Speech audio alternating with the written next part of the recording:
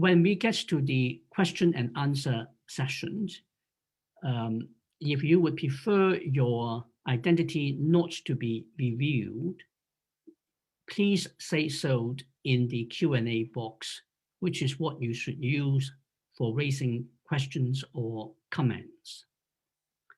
But please do try to provide the information in the box about yourself so that I and Andrew are able to know and understand better where the questions is coming from and contextualize it better when he tries to answer your question. With that, let me get started properly with the seminar. And for this evening, we have one of the world's leading authorities on China's military developments to speak to us. And that is, of course, Andrew Erickson, who is a professor of strategy in the United States Naval War College. He's also a founder member of the China Maritime Studies Institute at the War College. He earned his PhD from Princeton University. Apart from being at the Naval War College, he is also attached to the John King Fairbanks Center for Chinese Studies at Harvard, the Council on Foreign Relations, and also the Haifa Maritime Center in Israel. Andrew has published very, very extensively. And if I only restrict to mentioning his books, it will take much too long, because even on my count, I am familiar with at least 19 volumes to his name, and there may well be more that I might have overlooked. But I would mention two in particular. One is his most recent book, which is a co-author book on the PLA-AF, the PLA Air Force campaign for a bigger maritime role, which came out last year in 2019. And he's also the author of Chinese anti-ship ballistic missile development, which was published in 2013. Now, Andrew is a distinguished scholar, but he's also somebody who had in fact spent a bit of time on a very small boat called the USS Nimitz, one of the world's most powerful aircraft carriers. With that, I'll hand over to Andrew to speak to us on the subject of China as a rising military power, developments, dynamics, downsides, and dangers. Over to you, Professor Erickson. Well, thank you so very much, Steve, for that very kind introduction. It is truly my great honor to be speaking with you today and your colleagues and everybody who is joining us online. And I greatly appreciate everybody's patience. It seems that some of the connectivity can be more complicated than expected, despite the Institute doing everything perfectly. I'm sorry that I didn't have a chance to troubleshoot perfectly from my end. What I'd like to share with you today are some big picture thoughts, clicking through a number of slides to show you what I think are some of the key dynamics in China's rise as a military power, and what are the issues that come from that. And of course, there are so many aspects that we could discuss, but I trust that whatever we don't cover in the slides, we can cover in the Q&A to the extent that people are interested. These are, of course, just my personal views, representing only myself as a civilian academic scholar. And they do draw on my personal experiences. Steve has noted some of them. And this photograph on the bottom right of the slide shows me with the former head of China's Navy, Admiral Wu Shangli, at Harvard University several years ago when I had the honor to help show him around. Next slide, please. Just to offer a brief overview, there are always so many new happenings and developments with China's military, with China's armed forces. It's always a struggle to distill and encapsulate what it really means in the most important sense. But here's how I would propose to sum it up for you. Please understand, of course, this is more of an American perspective, you might say, perhaps a US government type of perspective, but nevertheless, it's my personal analytical perspective.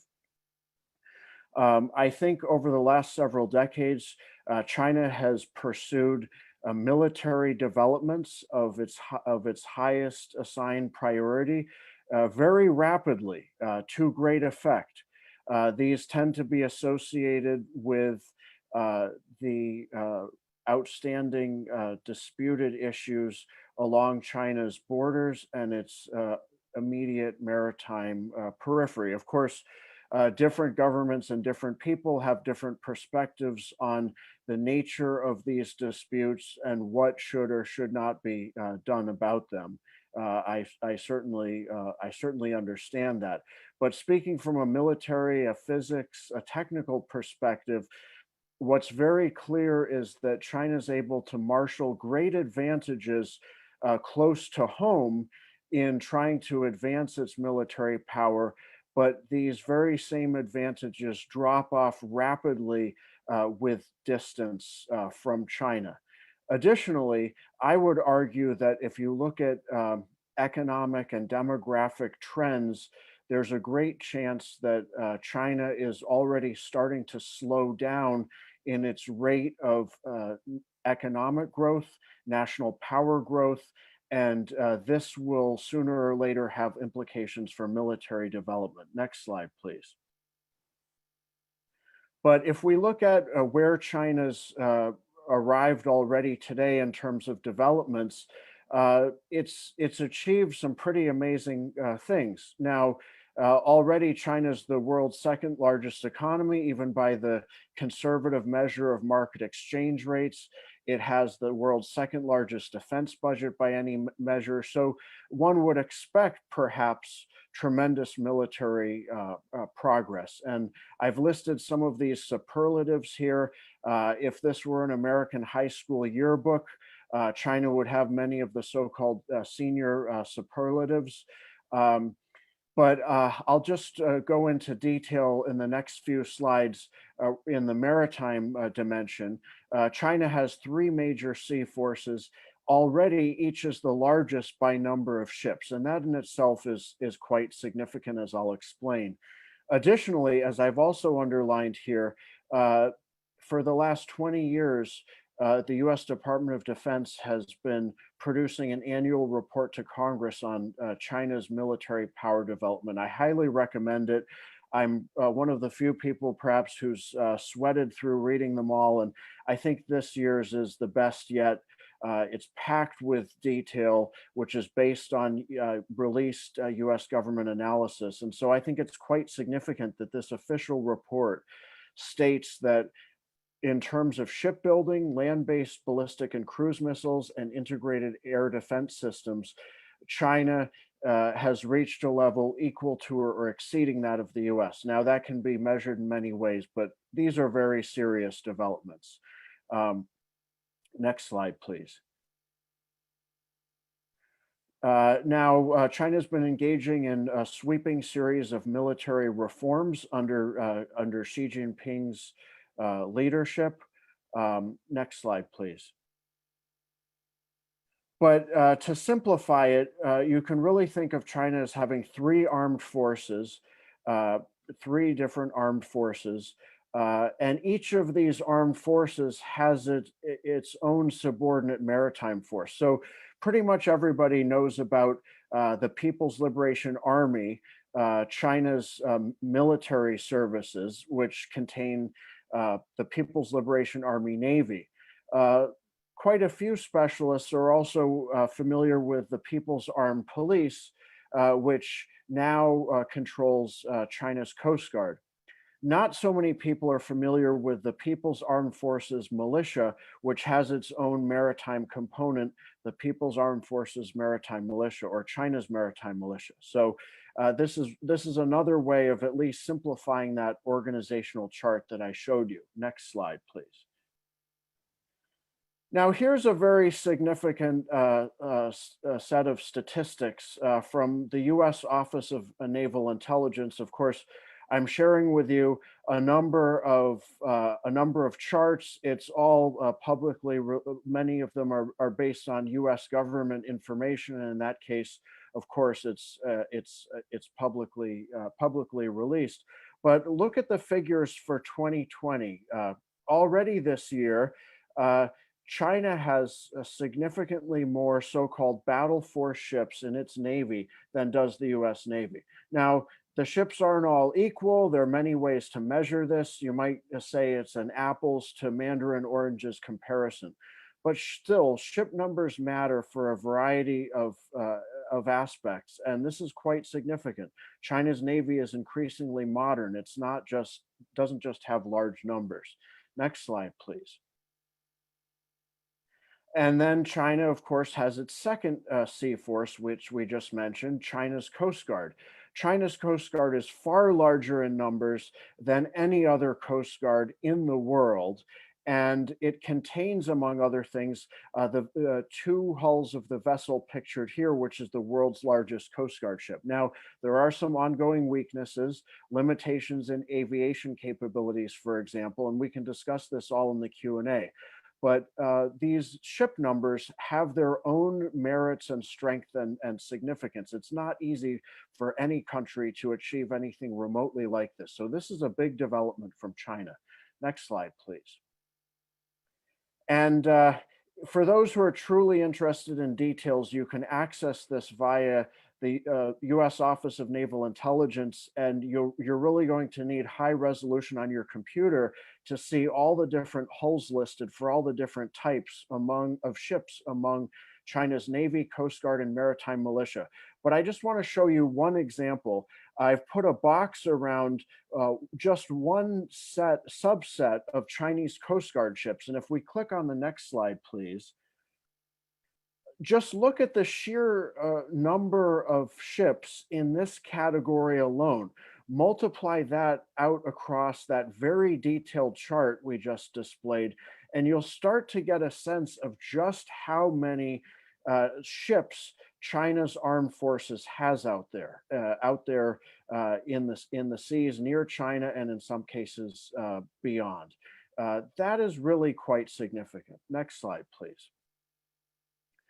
China's maritime militia is rather complex in organization. I'd be happy to discuss this further in the Q&A, but what I'd like to emphasize is that it is part of China's armed forces, and it is subordinate to China's Central Military Commission, which is headed by paramount leader Xi Jinping himself. Next slide, please. And China's maritime militia draws on the world's largest fishing fleet, potentially thousands of vessels registered therein. And here in this chart, just in coastal Zhejiang province alone, opposite Taiwan, we can see some of the units. This shows a whole other aspect of China's armed forces development that few are aware of. Next slide, please. And China's maritime militia perhaps plays an even greater role in the South China Sea. And here we can see some of the units associated with Hainan province, which is administratively in charge of South China Sea issues for China. Next slide, please. So now let's go to the next subcategory. We talked about some recent developments. Now let's talk about dynamics. Some of the key factors that I think are playing out that can help us make sense of this very impressive and somewhat overwhelming mass of detail that keeps developing and developing, frankly, in an exhausting way if you're trying to follow it on a daily basis.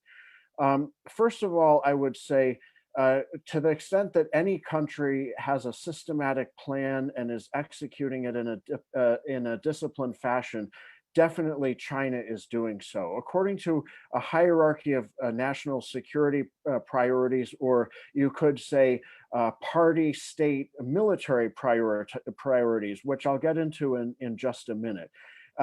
This is informed by the most ambitious and clearly defined grand strategy of any great power today. Major goals and milestones for 2035 and 2049, including the assertion of control over China's many disputed claims. First and foremost, the most important of all from the Chinese Communist Party's perspective, namely Taiwan.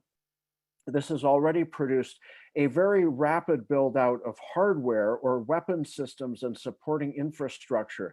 The quantity is impressive. The quality is increasingly very impressive too.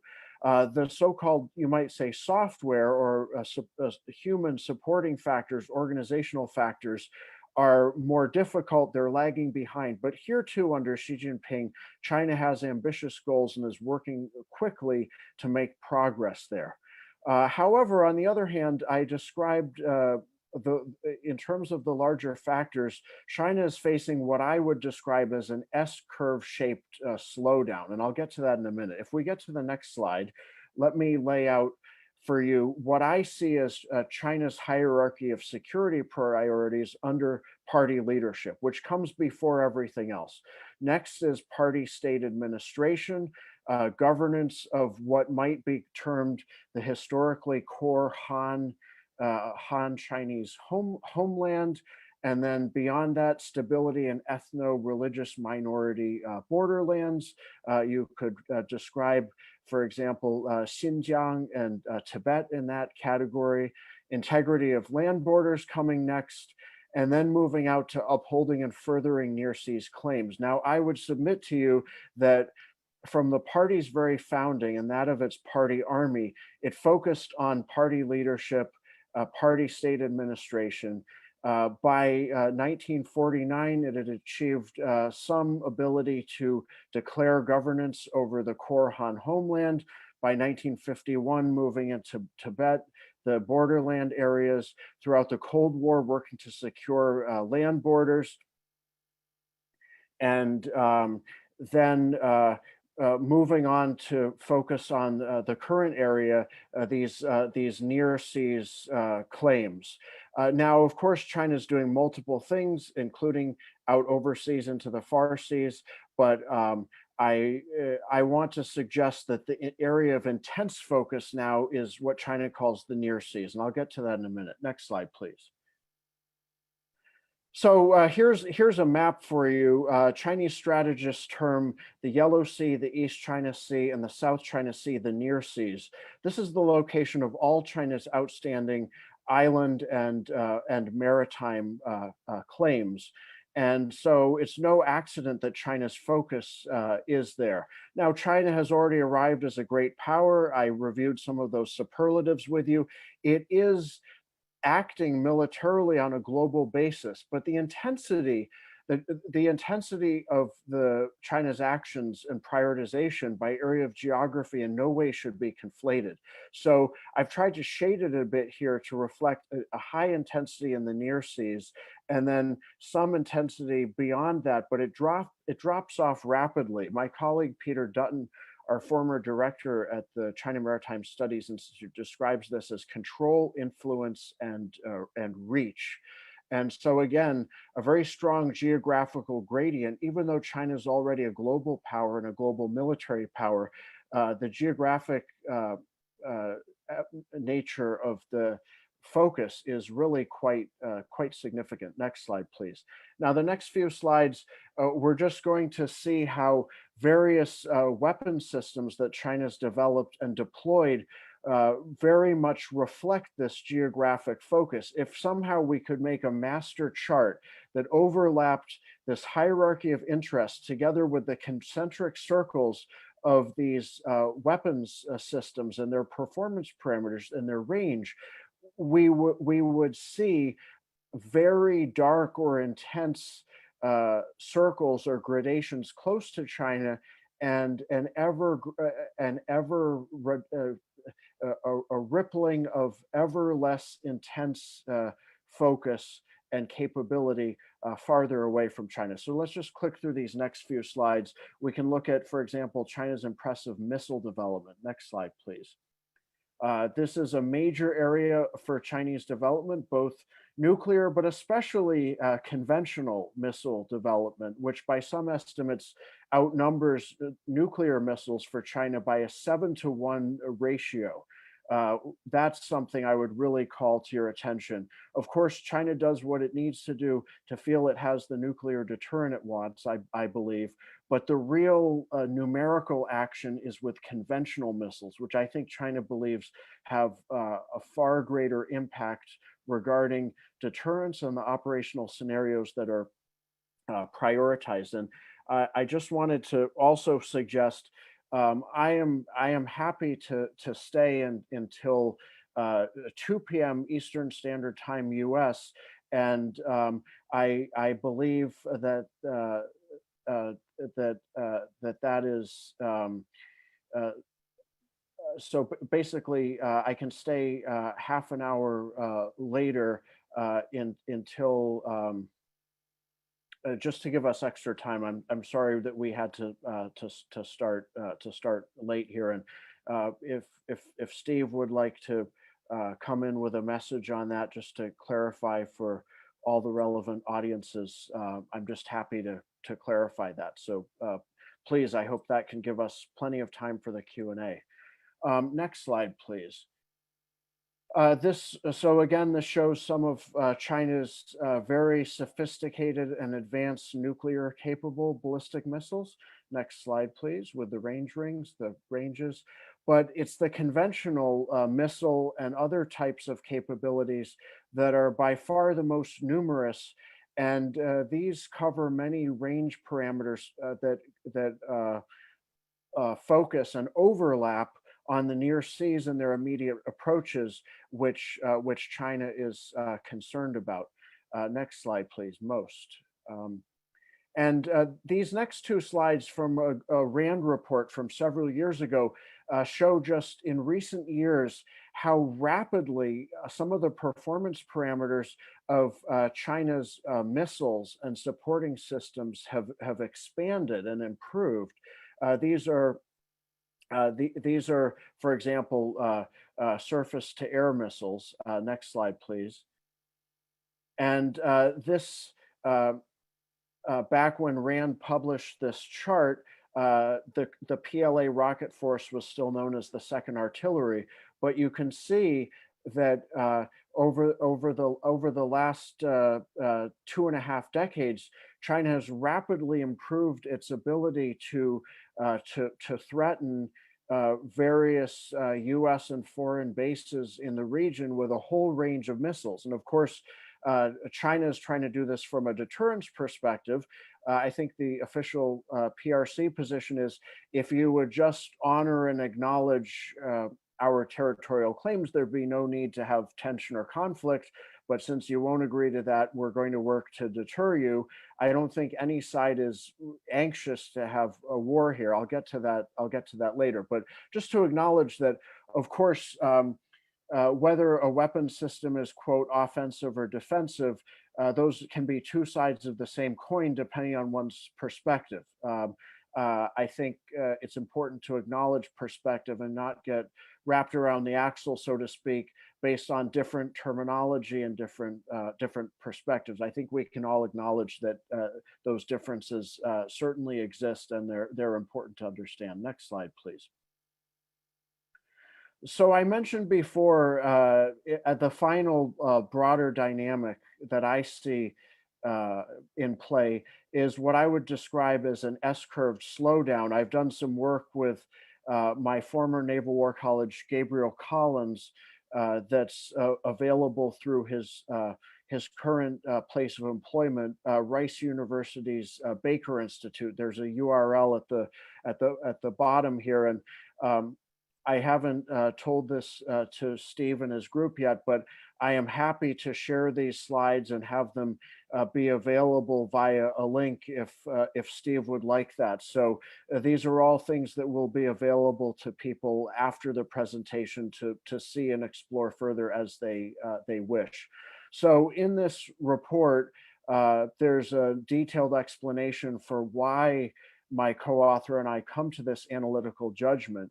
But if we're right, if we're onto something here, this has significant implications for China's military development over time. What it suggests is China's made great progress in recent years, but it's going to be a lot harder for China to make a similar rate of progress moving forward.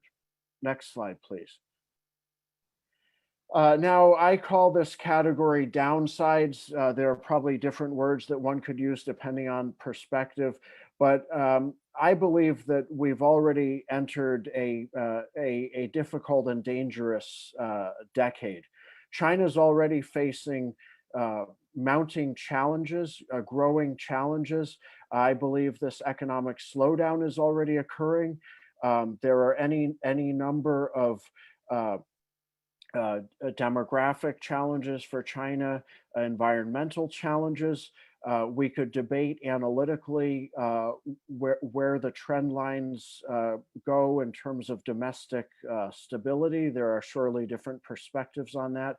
But I think from the perspective of China's own leadership, there are great challenges. That explains a lot of, I think a lot of the the world's largest domestic surveillance system that they've invested very heavily in, the various policies and messaging that they engage in, China's state media engages in. So I don't think it's just my opinion or analytical judgment that China's leadership sees that feels that it's facing great challenges. I think if you look at their own statements and behavior, their own actions and policies, it's richly reflected there. At the same time,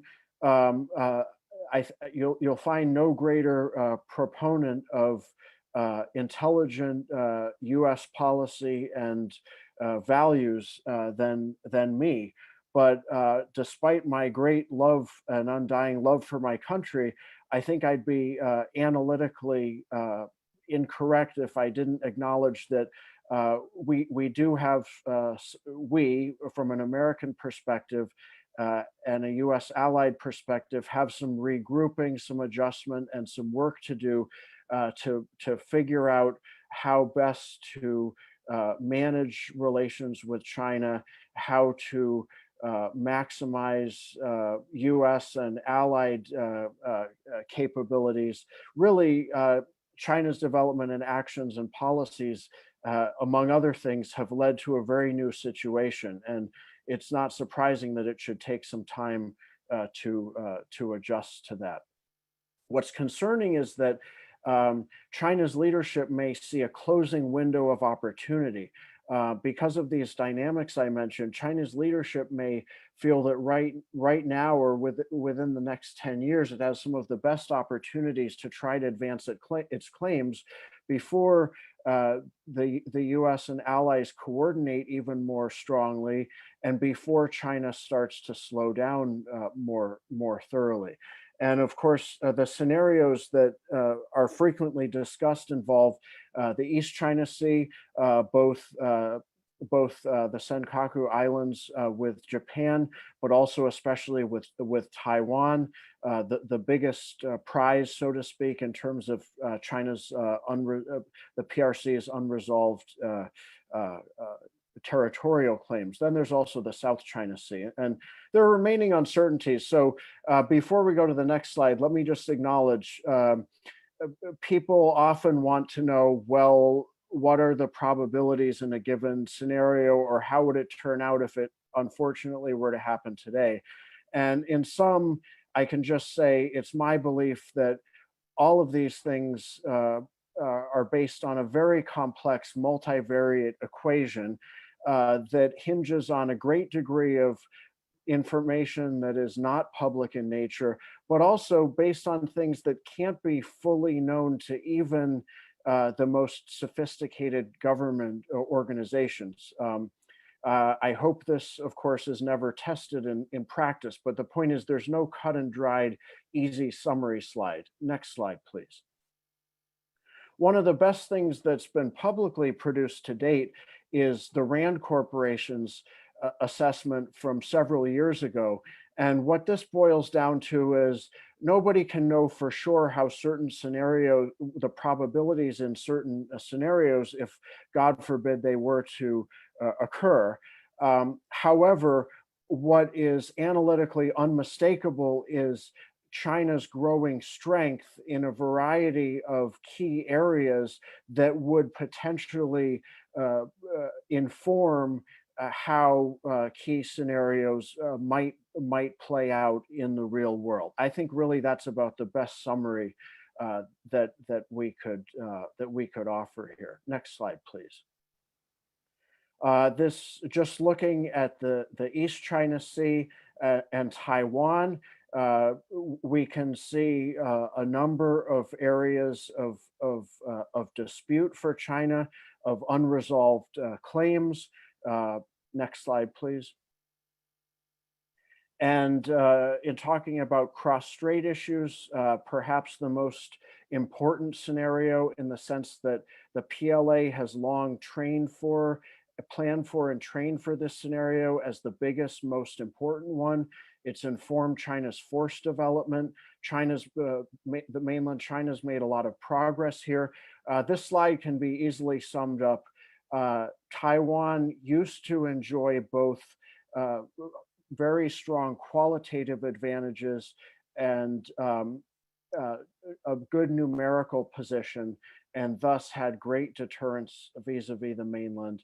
The numerical issues have almost completely flipped greatly in the PRC's favor. So Taiwan is in a much more difficult position, but fortunately for Taiwan, it still benefits from tremendous natural geographic defenses related to the island of Taiwan itself, the surrounding mudflats, the distance from the mainland. These still are things that Taiwan and its armed forces can build on to great effect. And so there is still a strong deterrent capability, in part through the support and the strong relations with the United States and some other militaries. Next slide, please. But make no mistake, this is a fast evolving picture, and these many overlapping PLA, PRC systems are going out in range and performance parameters farther and farther from mainland China's coast, and creating more and more challenges for Taiwan. So this is not something to minimize. It's an extremely serious situation. Next slide, please. Now, moving on to the South China Sea, there are many disputed claims here. We illustrate these in our CMSI co-edited volume on China's maritime gray zone operations. One type of South China Sea scenario is that China might seek to seize more of the features than it currently occupies. And in the case of the Philippines, for example, this is a US treaty ally, and so that has significant dynamics. Then, as I'll get to soon, the South China Sea is also a very significant international body of water through which a tremendous amount of global commerce and energy supplies flow. So whether it's a continued peacetime, however problematic, or God forbid, an actual wartime scenario, the South China Sea is another very sensitive, very important, and potentially dangerous area. Next slide, please. This from the latest Pentagon report shows of the many features in the South China Sea, which ones are occupied by various countries, including with the triangles, the PRC itself. Some of the most strategic features, and as I'll show you shortly, some of the most fortified and transformed features. Next slide, please. For example, on the one hand, on the left, we can see from the Pentagon's report some of the many mainland China-based or continental China-based forces that could well be brought to bear on the South China Sea for various scenarios. On the other hand, on the right-hand side, we can see a number of facilities that have been rapidly erected on Fiery Cross Reef alone, one of roughly 8 PRC occupied and fortified features in the Spratly Islands in the southern South China Sea, and this is based on tremendous Chinese geoengineering of a reef. And on top of that, these many very relevant facilities that can facilitate all different types of military operations, both in peacetime and at least until as long as such features were to survive in their present form in the unfortunate event of conflict. Next slide, please. Now, this is more from an American audience perspective, but I just want to emphasize how large the South China Sea is, including the Spratly Islands area in the southern part. For European audiences, you can think of the South China Sea as being roughly twice the size of the Mediterranean area. I think that's very significant. And those familiar with Washington, D.C. can see the size of the features in the Spratly Islands that China has dredged and augmented, built upon above the high tide mark, and fortified. And then in the bottom right, we can see how these features are networked in some very sophisticated ways that facilitate various types of military communications and operations. If you're interested in exhaustive analysis in this area, these graphics come from an excellent set of studies done by Mike Dahm, former assistant U.S. Naval Attaché in Beijing, and posted on the website of the Johns Hopkins University Applied Physics Lab. It is a fantastic set of analyses, and here you're just seeing a few of the many graphics from that. Next slide, please. And finally, wrapping up with the South China Sea, I want to share one last graphic on the left from that excellent JHU APL report. What this shows in a nutshell is that China's many radars based on both existing and potentially in development on these features can provide very sophisticated overlapping coverage of virtually the entire South China Sea. And this could greatly enhance China's ability to target various weapon systems with great precision, to include on the top right, its anti-ship ballistic missiles, a notional trajectory of which is shown here. And some of those missiles were displayed earlier when I showed you the conventional missile range rings. And then on the bottom right, China's many cruise missiles, some of the most advanced of which in the middle we can see the YJ-12, and the bottom we can see the YJ-18. So all of this has great significance. And finally, even if, as is to be hoped, this all just stays in a peacetime sense, there are many things that China can continue to do from these features, one concerning thing in peacetime would be to try to declare some sort of set of zones to include an air defense identification zone and claim that certain types of operations or foreign vessels were not welcome in those zones in certain contingencies or in certain contexts. That would restrict access to a very vital set of sea lanes and a very vital part of the global commons. That would be of tremendous concern. So I hope that the US and other like-minded countries can successfully deter China from actually doing that. I think that would be quite regrettable. Next slide, please. So let's wrap up with dangers here and what this all means and what might be done about it, and move on to the Q&A so we can discuss the issues that are of greatest interest to the various audience members who have so kindly joined us today. As I mentioned before, the future is now, in the sense that the most concerning period for US-China relations, US-China military relations, regional security, issues that I think are of interest and of concern to really potentially everybody. We may already be facing this because of the convergence of the dynamics that I've already described. Now, I personally believe that conflict is avoidable. It's not because I'm a starry-eyed optimist. It's because I believe that while the US and China have many differences, including, unfortunately, in political system and some fundamental interests, on the other hand, they do have some shared interests, and they do have shared interests in avoiding war.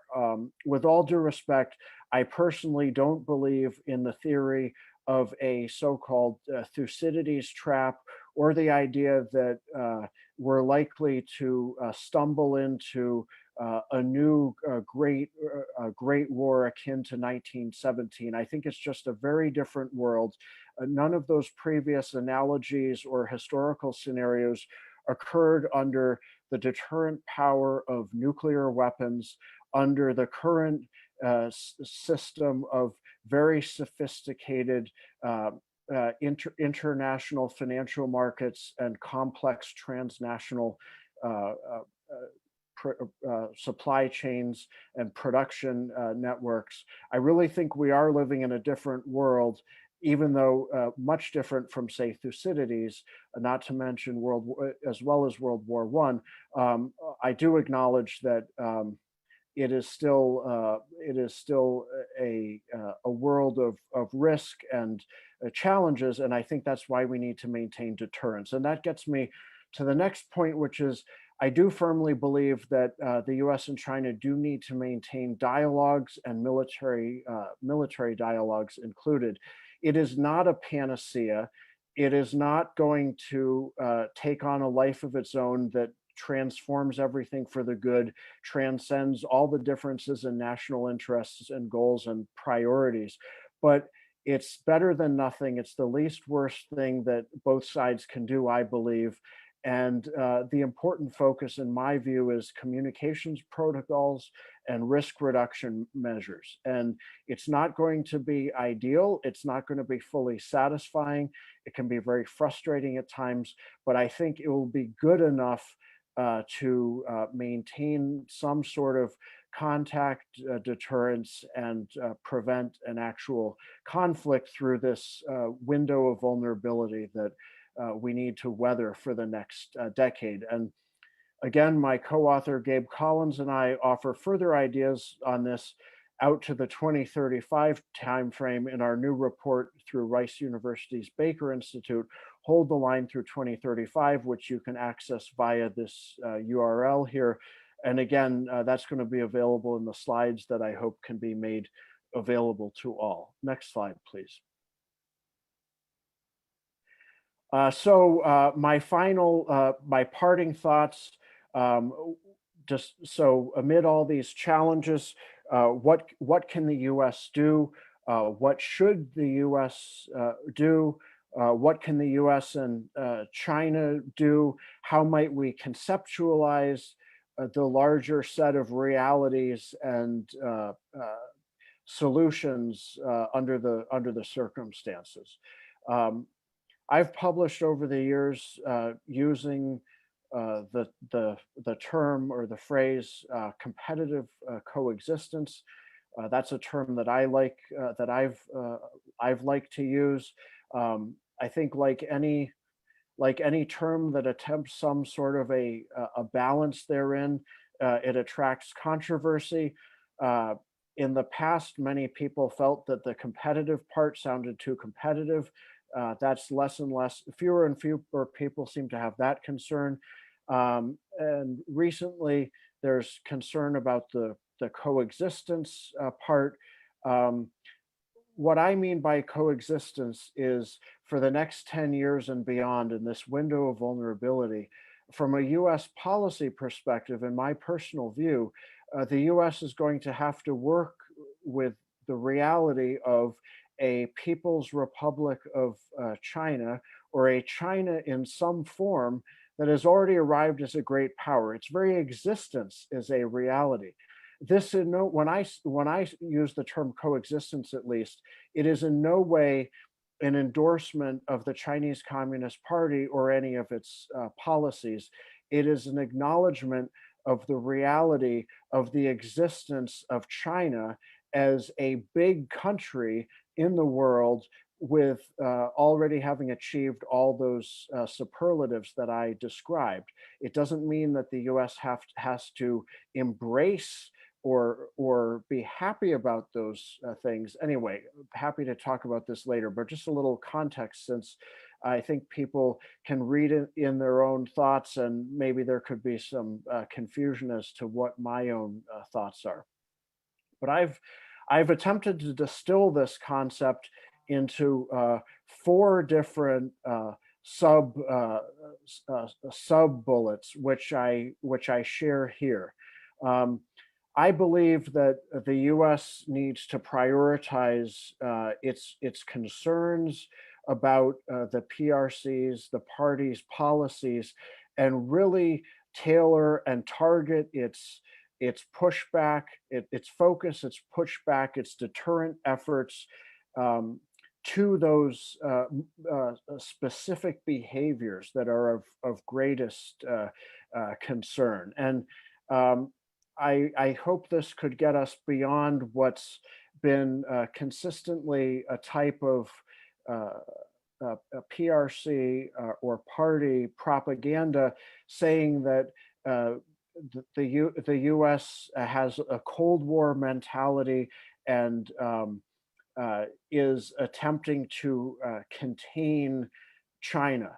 That is not my perspective. First of all, if you really want to use the Cold War analogy, as in with the US and the Soviet Union, the US and China would be engaging in robust arms control discussions that actually constrain China's weapons development and behaviors in ways that China doesn't yet show any sign of being interested or willing to do. Second of all, I think the term contain China is not helpful, at least in this context, because my emphasis is not on attempting to suppress a huge country like China wholesale, but again, to target a pushback and deterrence against those most concerning behaviors. I understand there are different perspectives. I don't expect everyone to agree with me or to be happy with my argument. I just at least want to define that argument more clearly to avoid more of a sort of talking past each other, as all too often happens. And I think whether we're policy focused folks or scholars or folks who are interested in the public interest and the public good, I think we can all agree that defining terms accurately and focusing is a valuable thing and an important thing in and of itself. Understanding starts there, and understanding is itself important. From a US policy perspective, I describe more fully in this article to the right in the national interest, where I've laid this all out. I do think the US and its allies will need to accept some more risk and friction and work to hold ground in some contested air and sea areas, potentially also in space, cyber, and across the electromagnetic spectrum, all these different domains where China is advancing rapidly with its military. And the reason is because China is advancing rapidly and trying to achieve certain things. And I think the U.S. needs to maintain deterrence through this dangerous period. That's what that's all about, in my personal view. Finally, perhaps on a more optimistic note, or at least to try to focus on where I think constructive approaches might be directed. I do think that the US should make an effort to be attuned to areas of potential tension reduction and pursuit of shared interests. But the key to me is reciprocity. As with so many areas between the US and China, and among the US and China and US allies and partners and other key stakeholders, nations around the world, key organizations, everyone who's involved, it's really about reciprocity. The US, its allies, its partners can't be expected to make the first move, pay a disproportionate price.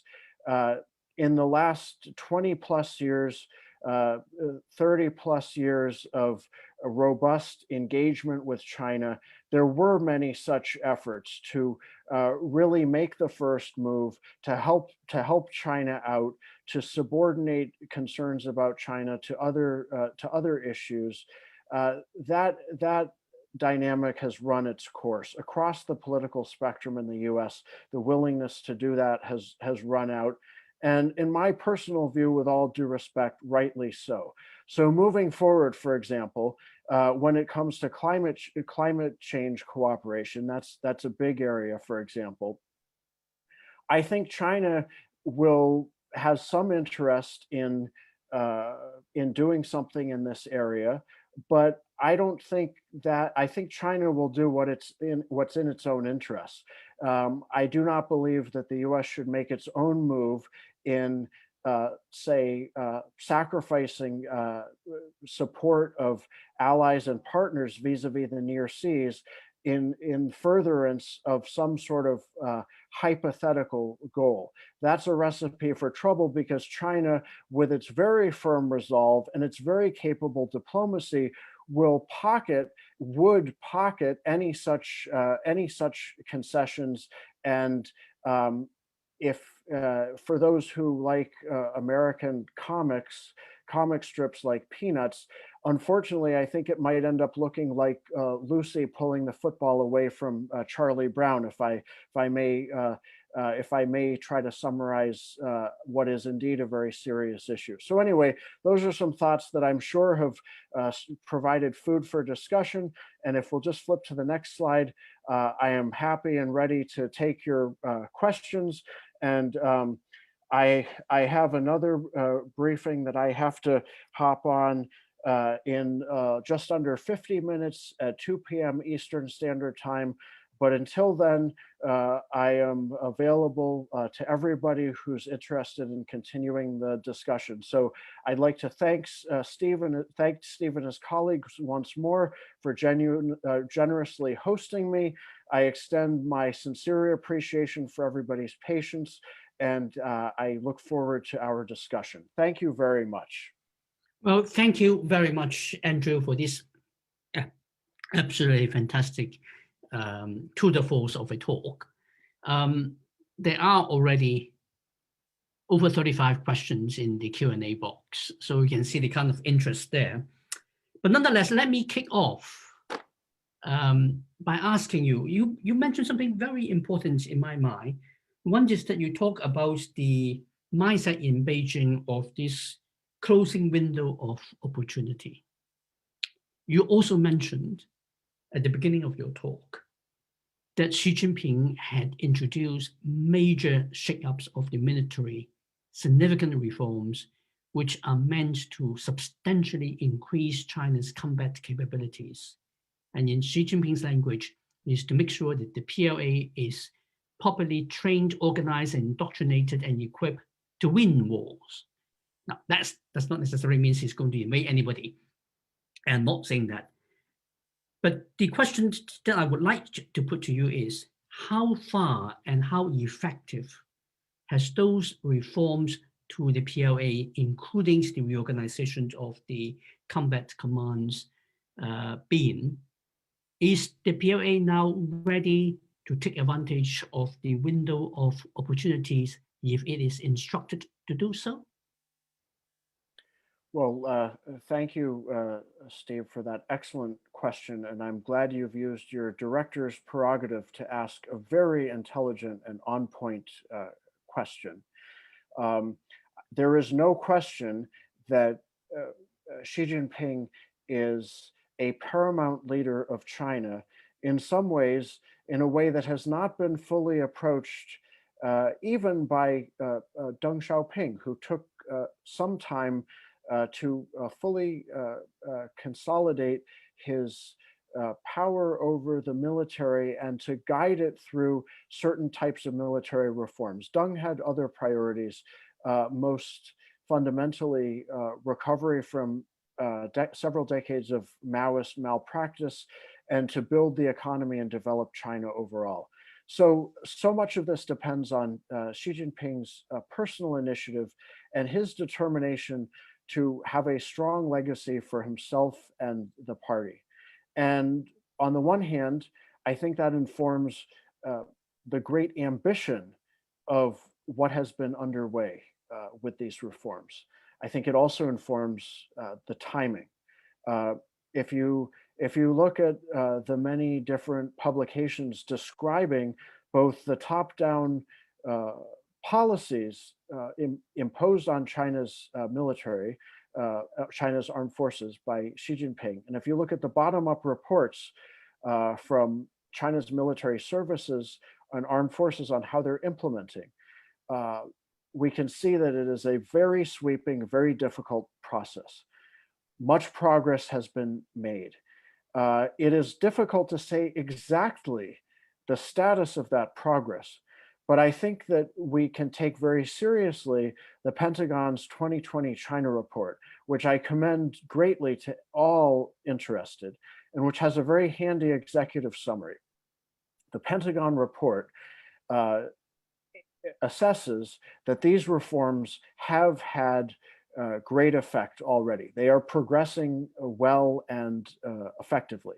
That alone cannot answer what exactly China might be able to achieve in what types of circumstances that we hope may never materialize. It can also not tell us exactly the calculus of China's leadership about such scenarios, which must be among the very closely guarded secrets by a regime that is one of the best at guarding secrets in the entire world. Nevertheless, what is clear is rapid progress to become a much more capable military, to have much more credibility in potentially being able to address those scenarios of concern, including in a worst case scenario way, actually, for example, going to war over Taiwan. Now, it's the hope of China's leadership that various parties involved, including Taiwan and the US, will see this tremendous PRC progress and be deterred, so there never has to be a war. But that is not in accordance with the policies that Washington and Taipei are determined to pursue. So here's where I see this playing out in terms of the timescale that you mentioned, Steve. By the latter part of this decade, I worry that we will be in a period of heightened concern. I think the reform of China's military remains very significant and ongoing.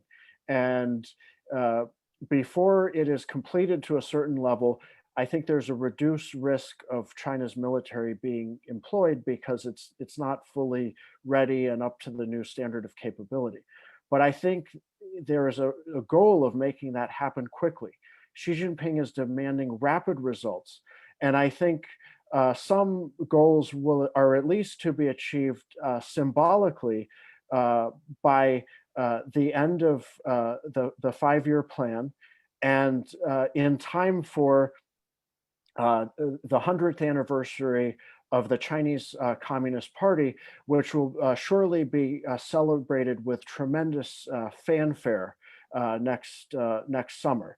So these are various ways in which I think that we are very rapidly going to see just about the best capabilities that China's armed forces can muster to support their commander-in-chief's demands to be able to meet those objectives, should they be called to do so. And that alone is very significant cause for concern. Thank you, Steve, for an excellent question. Well, thank you, Andrew. For everybody, because we started late and Andrew's kindly agrees to stay on for a bit longer, so I'm intending to run this until London times 6:45 or a maximum of 6:50, which will allow Andrew a little bit of breathing space before his next meeting. It also means that in fairness to all, even though some of you very distinguished individuals have asked multiple questions, I will only pick one question from each individual and spread the questions from other people.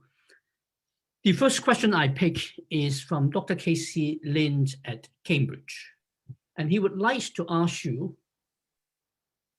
in terms of which branch of the PLA or which elements within the party or elsewhere within the government that will have the strongest influence on Xi Jinping and the Military Affairs Council in terms of the defining of the doctrines, priorities, and budget allocations for the PLA? Thank you. That is an excellent question. It is a very difficult question to answer. Among the greatest honors in my scholarly experience has been to publish 2 articles in China Quarterly. One of them concerned China's defense budget. And I am humbled by the fact that if I were asked to revise the article today, I'm not sure how much I could actually revise and improve it. It is so difficult to get information on that subject. China does not even publish a reliable, detailed breakdown by service in terms of which service commands what share of resources. The closest Chinese official sources have come is to just show an even split, which is really not plausible. Surely it's not exactly like that. What I can offer are just a few thoughts about key dynamics. We can certainly see a relative shift away in resources and prioritization of China's ground forces toward the technology-intensive services of China's Navy, Coast Guard, and Rocket Force. Among those high-tech forces, which have been better resourced and better prioritized of late, one could surmise that China's Navy has, even within that group, certain advantages for several reasons. It's because it's relevant to the widest range of scenarios that are of importance to China's leadership.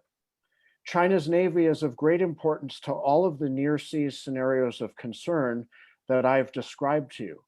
It is also at the core of China's global presence.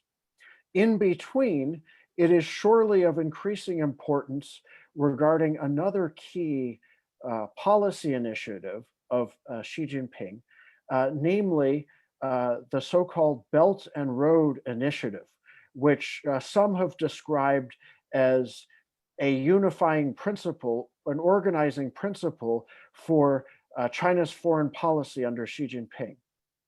I'll leave it to other experts such as Steve to determine that. But I would say from a military focused perspective, it certainly suggests that China's naval support to the Belt and Road Initiative is going to be very important across the Indian Ocean and even beyond, even throughout the world to some extent. And China's Navy, in a way that the Air Force and the Rocket Force cannot, has both a very important peacetime role and a very important role in the unfortunate event of conflict.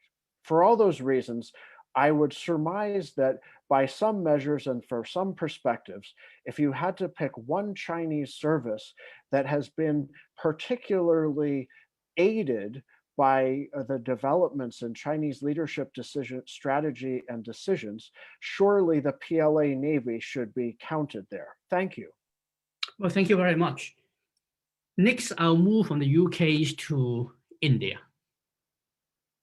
And the question is, in light of the current tension between India and China, and Sahith would like to ask you about whether there is any way for India to effectively deter China, whether you're talking about on land or in his thinking on sea, whether there's something perhaps that the Indians can do in the Indian Ocean that could have a certain deterrent effect on China. Thank you very much for that question. And here I would like to underscore that I believe the U.S. concept, I should say it's not just a U.S. concept, U.S. allied and partner concept of a free and open Indo-Pacific is a very valuable term, a very valuable concept, a very valuable theme, not the least of which because it emphasizes the importance of India. I am not an expert on India, but as someone who personally supports American policies, I cannot but have the greatest respect and desire to work effectively with India. And to my non-specialist understanding, that will be a partnership with many advantages that is never formally called an alliance. I must also acknowledge that my analytical focus is much more on the high-tech maritime and aerospace forces development along China's near seas, the near seas proximate to China and their immediate periphery, as opposed to some of the other types of security issues along China's land borders, which have much more of a role for the ground forces to play. And in the case of China and India, involve some very exotic types of high altitude, low intensity warfare that really have a special nature all their own. They're replicated almost nowhere else.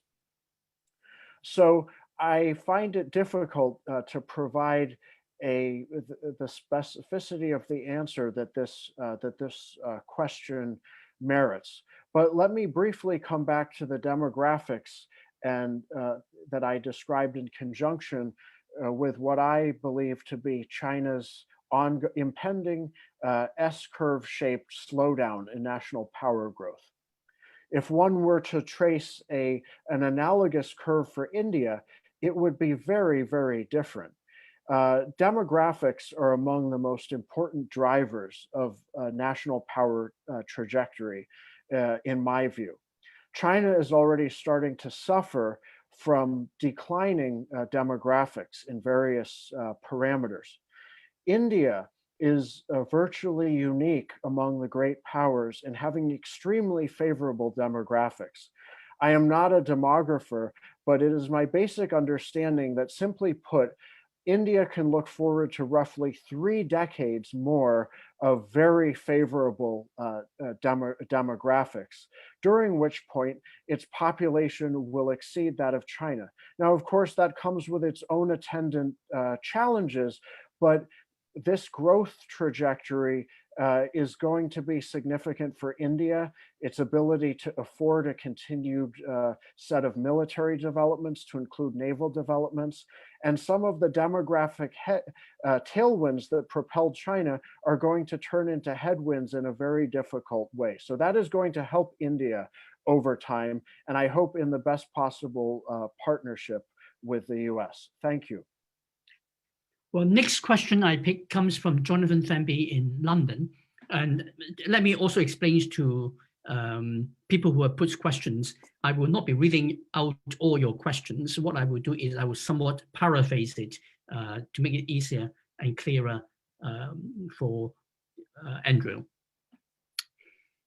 The question that I'm paraphrasing Jonathan Thamby is that what are the effective countermeasures that the United States has taken insofar as China's build-up in the China seas are concerned, and what are they? Thank you for that excellent question. China has achieved very rapid military growth over the last few decades. China has achieved great progress in the South China Sea specifically. The balance of forces has shifted very much toward a better position for China, both across the Taiwan Strait and vis-a-vis the US and some of its other allies than was the case in years past. All of these trends are very significant, and regardless of how one exactly calculates, they cannot be denied. However, just as there is a flip side to the coin of perspectives, there is a flip side of the coin to physics and larger technical realities. There is a flip side to the strategic, operational, and tactical options available to various participants in these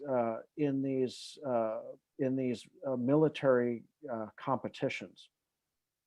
China has achieved such meteoric progress in part because it has focused with great discipline on its hierarchy of priorities.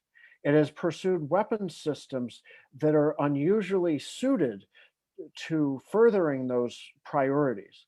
These are systems that Chinese sources broadly describe in ways that add up to the concept of counter-intervention. The idea is to increase the ability to threaten US and allied forces to the degree to which either, ideally, they're deterred from getting involved in a conflict over disputed territory or issues with China, or should, God forbid, that conflict erupt and should US forces get involved, then China would want to have a way of rendering US forces as ineffective as possible from its perspective. And again, of course, the idea is to show the ability to do that and have that feedback into the loop of deterrence. This has taken the shape of a wide range of land-based systems in China that some of my colleagues at the Naval War College call an anti-navy, namely land-based mobile missile systems, aircraft with a wide range of missiles, submarines and surface ships, especially with a wide range of missiles. The sheer number of missiles, as I've tried to show in some of the early slides, is truly staggering. However, the US too can play at this game, so to speak, and the US has its own options in this regard. Of course, it's much easier to state what policy should be than to go through all the difficult efforts to do the homework to enable it. I fully recognize that. But simply put, I do not believe heretofore the US has placed sufficient emphasis on its own missile developments, among other systems. Now, finally, the US is placing more emphasis on that, and none too soon. Uh, that is very hard for China to counter because certain types of missiles are really hard for even the most sophisticated military to counter. Now, to inject a little bit of controversial academic analysis into this, one of the things that was holding the US back from doing this and enabling China was the fact that since 1987, Moscow and Washington were constrained by the Intermediate Nuclear Forces Treaty, which barred a wide range of ballistic and cruise missile development. In the ensuing several decades, China developed the world's most sophisticated and numerous force within precisely those performance parameters. Since Russia was already failing to honor that treaty, and since China clearly has no willingness or interest to join that treaty and thereby constrain itself, I personally advocated that the US should leave that treaty, which it has now done. For the record, I generally think treaties can be a wonderful thing when they're not unequal treaties and when the key parties adhere to them. Unfortunately, was not one of those treaties. So it's tragic in a way, the way that the US is getting down this road, but I think it had to happen. And now finally, the US is doing more with missiles, which was one of the very best things at the high end, the sophisticated, the high impact weapons development. At the low end, in terms of peacetime deterrence and so-called gray zone operations, I think the single best thing that the US has done, needed to do, has started to do, and still needs to do more is to show that it is knowledgeable about the operations of China's maritime militia.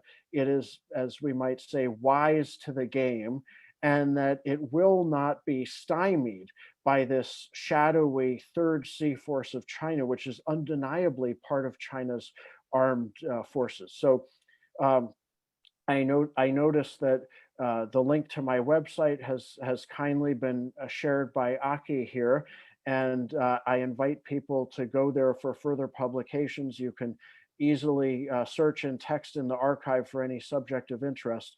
But those are two things I would highlight that were long overdue for the US to do. Finally, the US is starting to do something on and is already realizing significant benefits from doing so, however limited and late the start is. Thank you. Okay. The next question I pick is from a student in London. I just cannot resist putting a student's questions to a professor. And it is from Alex McDougall, who would like to ask you whether there are conflicts between the party apparatus, the party leadership and the state apparatus over security priorities. Well, it's always a great joy to connect with students. That's one of the best things, and frankly, it's one of the best hopes for achieving a greater understanding, to have more intelligent policies and ultimately a better world, one that I hope is better than the one that we're grappling with at the moment. I think that it is very hard to know authoritatively what exactly is going on within China's decision-making apparatus. The decisions at the end of the day are truly made by the Chinese Communist Party itself, with Xi Jinping very much large and in charge, as we might say in the United States, and implementation occurring through the parallel state and military apparatus. It is the party state and it is the party army that execute the will of the party. Of course, going through the world's largest bureaucracy, that doesn't mean it's always smooth or simple.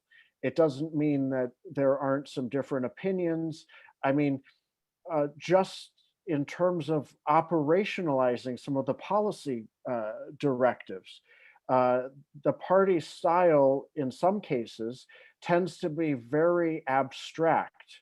Sometimes the policy is laid out in excruciating detail, but I don't think that's the case in every instance, especially when things are evolving quickly, or there's a new situation, or there's a disconnect between different actors. There might be a lack of technical expertise. So we hear rumors about differences, and sometimes maybe even well-founded documentation of some differences. But what so the bottom line is, a lot of this is case specific, and in many instances, I think it's really hard to be sure what exactly the reality is. But as with so many other areas of China military analysis, even if the specifics of decision making aren't always clear, I think the larger dynamics usually can be known.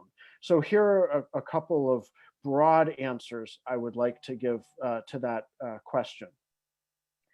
As I said, I think a lot of the confusion and a lot of the challenges come uh, in terms of when there's a challenge of definition and implementation. So I think there's often a question from the key authorities in China's civilian and military bureaucracy. What is the leadership intention? What is the intention of the leadership? I think this is a question that gets asked all the time. 领导人的意图到底是什么? I think that 意图, that intention, sometimes that's a question. And sometimes there's just a disconnect and a lack of understanding.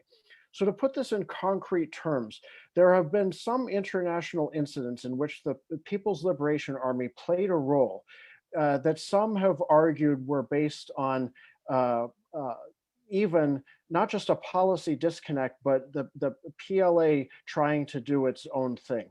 I tend to be very skeptical of this kind of rogue PLA argument. I think it is very much the party's army under very, very tight control. Doesn't mean there's not sometimes a slip up, but let me give you one concrete example where I see a plausible explanation for disconnect as opposed to any kind of disobeying or self-policy formulation. Um, uh, uh, the January the anti-satellite tests by China, I believe this was January 7th, 2011, if I have the date right. This is a case where, as sometimes happens in crises or bad PR situations, the Ministry of Foreign Affairs was left clueless as to what was going on, at least in terms of what the spokespeople could say publicly. And it was an awkward situation for China because China had used a ballistic missile to destroy an aging weather satellite, and in the process created it was the largest single creation of human creation of space debris in actual world history. Terrible situation for causing orbital pollution that could endanger satellites. A very bad practice. So this looked very bad for China, and I can tell you how bad it looked. Excuse me. This was this was January 2007. So I was at the International Astronautical Congress in Hyderabad, India, and normally there's a large set of panels on orbital debris, and every single Chinese participant did not deliver a paper that year, and it was ascribed to some difficulty in getting vaccinations. I can tell you there was no such difficulty from my perspective. So what actually happened? Well, I don't know for sure, but the plausible analysis that I've seen is what might have happened was the Central Military Commission was consulted and uh, signed off on this test by the General Armaments Department. But whoever was making the decisions, signing off on the decisions, probably had no way of knowing exactly what this was going to cause. Perhaps it was even raised, oh, there'll be a 1% increase in space debris from this test. Well, if you're not a specialist on space debris, that might not sound that bad. Anyway, that's the type of thing that I think can actually happen. I think almost never is there a real rogue PLA situation. The devil's in the details, so to speak, but I do believe, generally speaking, the party is very much in charge. Thank you. Okay. The next question that I picked, I believe, is from someone outside of the United Kingdom. Is from Asiri Fernando.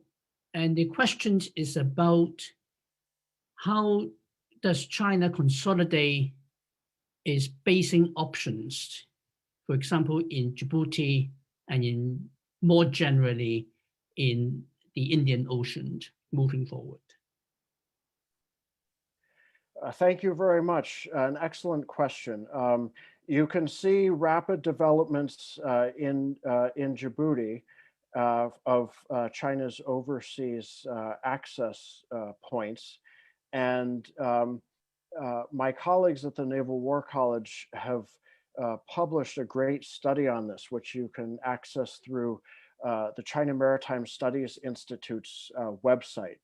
So I would commend that. That is truly China's first overseas location.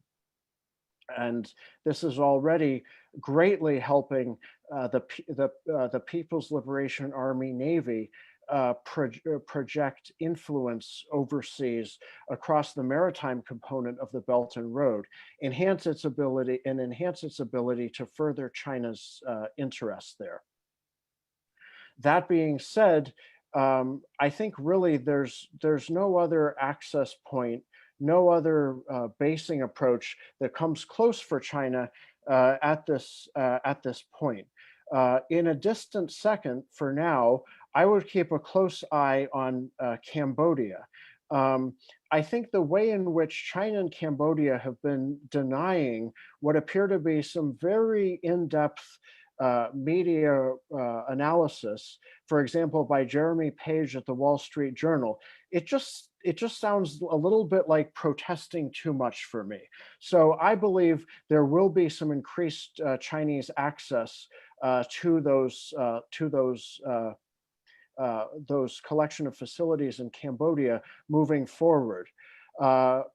As my colleague Peter Dutton has done good analysis on this subject, I think for China to really have a stronger Indian Ocean capability, it will need at least one additional access point to provide more of a connection between those two extremes, or between China's facilities in the South China Sea.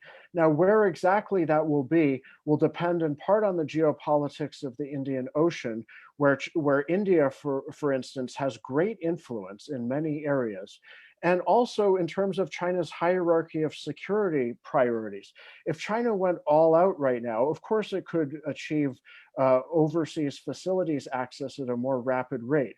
But when you look at those many stronger Chinese priorities and greater emphasized Chinese capabilities closer to China's immediate periphery, I think this will cause a limit in how quickly China actively pursues that sort of thing, even if it does it to some degree by increasing port access and port visits and doing what it can to bolster its relations with various countries in the region.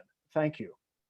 Okay, I think we are looking at the very last question, and it will have to come from a SOAS student, and that is Lucy Schofield. I will not read out, Lucy, your very long question. I will summarize it and ask Andrew, and it is about Taiwan. And you talk about the balance having been flipped, of course, the Taiwan Strait in favor of China. And the question really is, that given that China will not be able to conquer Taiwan without dominating the air and the sea, and it doesn't look like that China is able to do so yet. Would you agree with that, or do you think that is not correct? Thank you very much for that question. It's a true SOAS caliber question, and I think it's a great question to end on because it's such an important topic.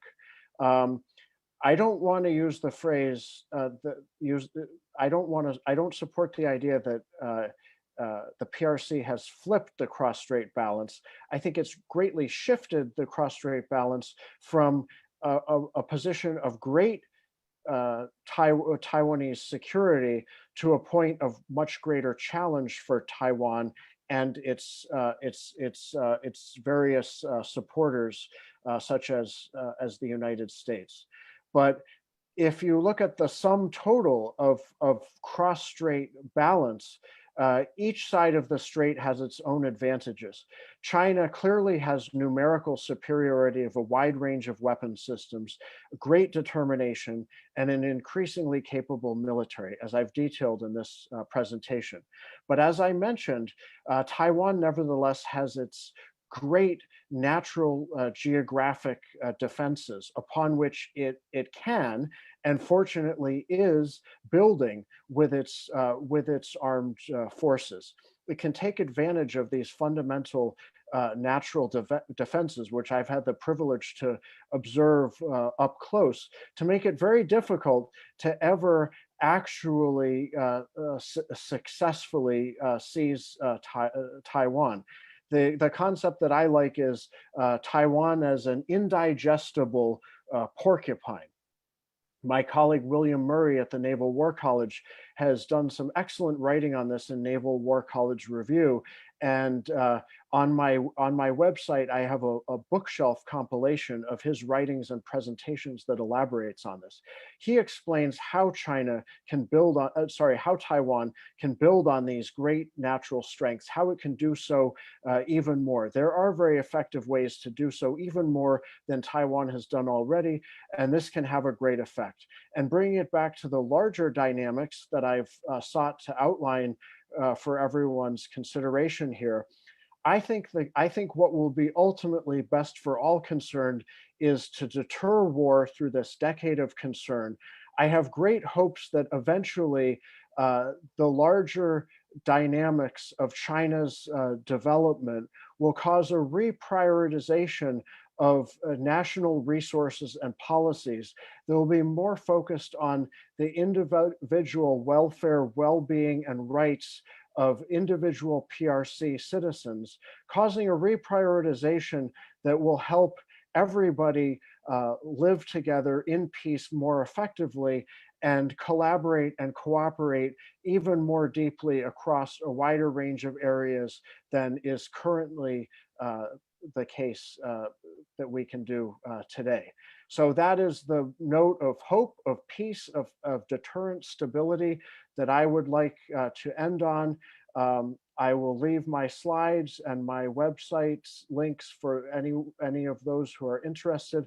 I would like to thank the audience and most of all for Steve and his team for kindly hosting me. And I hope to be in touch with everyone in the future, and I hope we're all able to observe that it is a peaceful future. Thank you very much. Well, thank you very much, Andrew, Professor Erickson, for a most engaging and thoughtful conversations with many of us. I have to draw these webinars to a close, but before I say good night, goodbye, let me apologize to those of you who have waited very patiently for the start of the event. We will try to take other measures to try to minimize the same situations happening again. With that, let me thank you all for your participation and for joining this webinar. Thank you and goodbye. Thank you. Thank you, Andrew.